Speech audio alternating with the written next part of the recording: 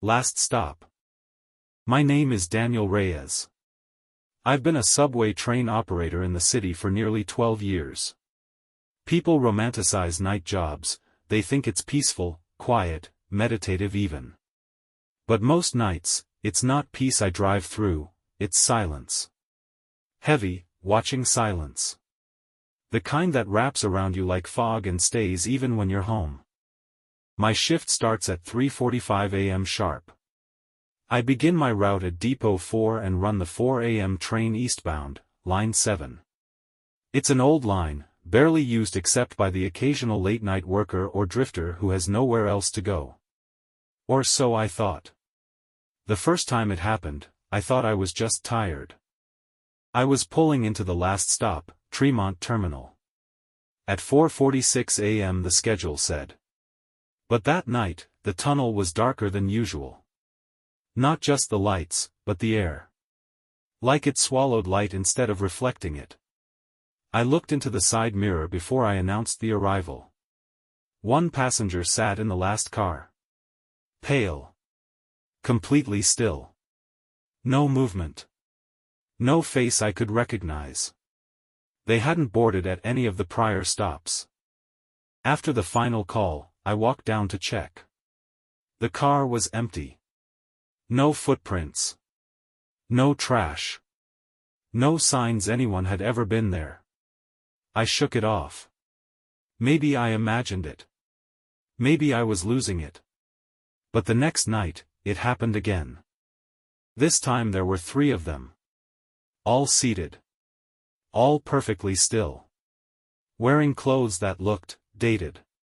One of them wore a nurse's cap, like something out of a war film. The others wore long coats despite the summer heat. None of them moved. None blinked. Just stared forward. I never saw them board. And every time I reached the final station, they were gone.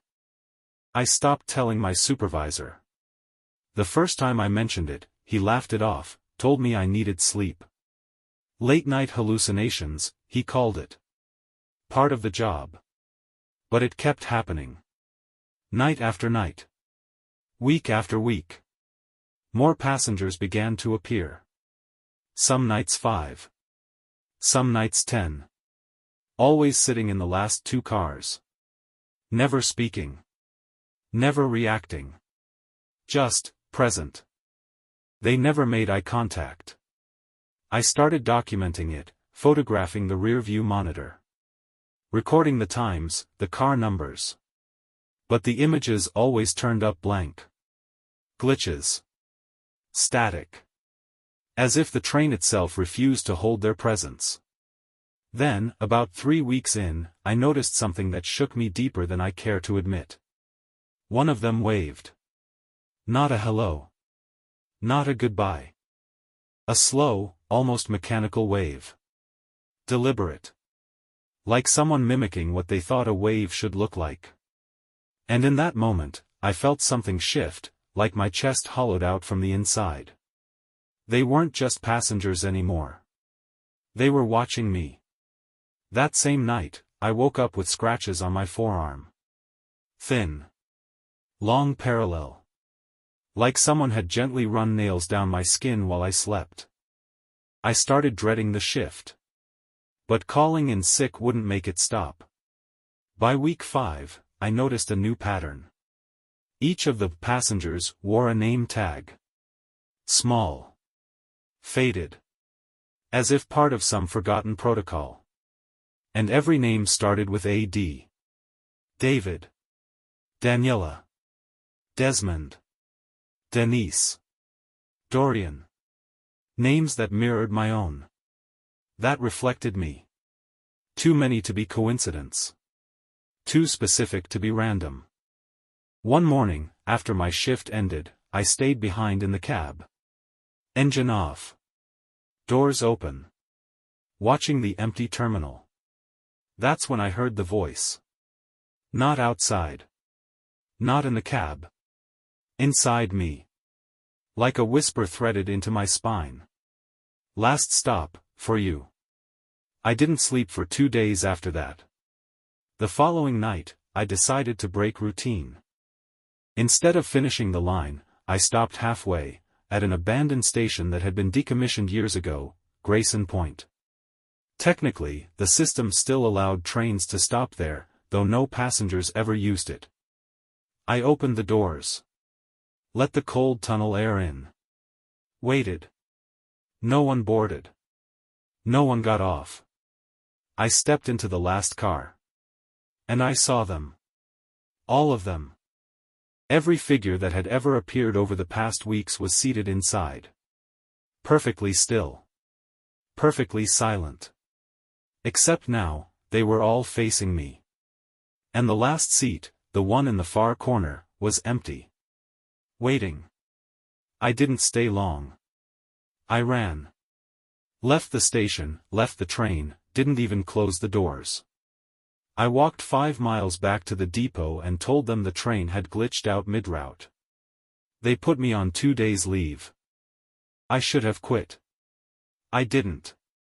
Somewhere deep down, I knew it wasn't over. And quitting wouldn't stop whatever was happening. 2 nights ago, it escalated. The train didn't follow the route I programmed. I typed in Tremont Terminal, but somewhere after stop 9, the tunnel diverged. Not physically, no construction work, no track changes. But the tunnel ahead was different. Narrower. Older. Carved in stone, not steel. Moss on the sides. Like something forgotten by time. I couldn't stop the train. No brakes. No power override. The speed slowed on its own. Came to a halt in front of a station with no name. Just a single sign, rusted and broken, that read, "Last stop." I turned to look behind me. The car was full. Every seat taken. And they were all standing now. Silent. Waiting. The empty seat in the corner was gone. And in its place, a mirror. A cracked, fogged-over mirror reflecting the cab. Reflecting me. But the reflection wasn't moving. Wasn't blinking.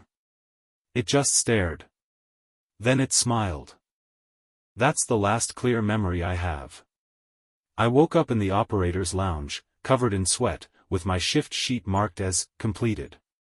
No reports of delays. No camera footage showing the alternate tunnel. I asked dispatch. They said I made all the stops on time. But I didn't. I know I didn't. And last night, when I drove the route again, no passengers boarded. Not even the usual workers. The city felt evacuated. But in the final car, the mirror was still there. Waiting. And this morning, when I looked in the mirror in my apartment, I saw the reflection smile again. I didn't. But it did. So now, I'm recording this. Because I think tonight is my last shift. And I don't think I'll be coming back. If you ever ride the 4 a.m. Line 7 train eastbound, don't sit in the last car. And if you see me, it's not me. Not anymore. If you enjoyed this story, don't forget to like, subscribe, and turn on the notification bell so you won't miss the next one. Thanks for listening.